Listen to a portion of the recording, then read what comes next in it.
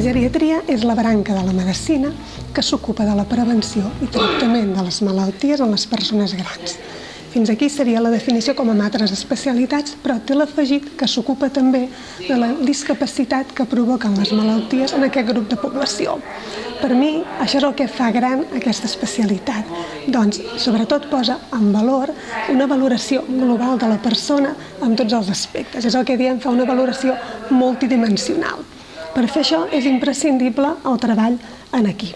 Això, juntament amb tenir en compte les preferències i desitjos de la persona, o en el seu cas la família, quan la persona no pot decidir, ens permet establir un pla d'intervenció individualitzat que cobreixi les necessitats de cada persona.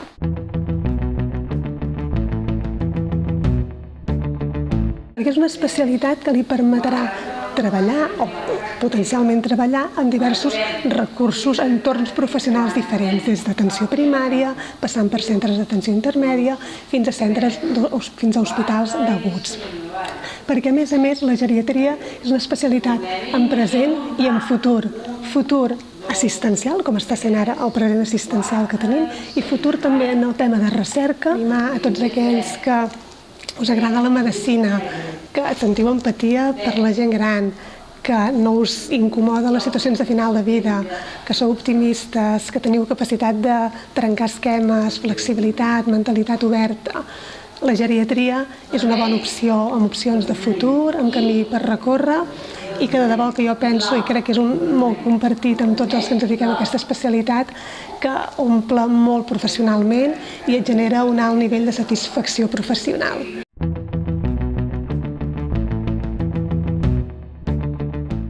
Jo crec que per la nostra trajectòria històrica i en la formació ja, experiència en la formació de residents, nosaltres tenim aquí ja en el nostre ADN el que és aquest pilar bàsic de la geriatria, que és la valoració global del pacient. Però, a més, no en tenim prou amb això i treballem en la línia d'una valoració global de l'atenció del pacient. Això vol dir una visió transversal de territori, aplicant el que és l'atenció integrada, amb l'objectiu de poder oferir a la persona el tractament que necessita, quan el necessita i on el necessita.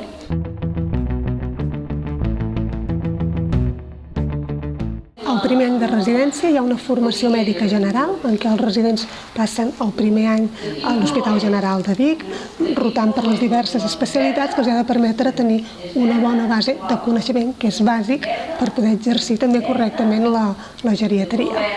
A partir del segon any, segon i tercer any, fem el que és la formació geriàtrica general, on assoleixen els continguts bàsics de treball en geriatria.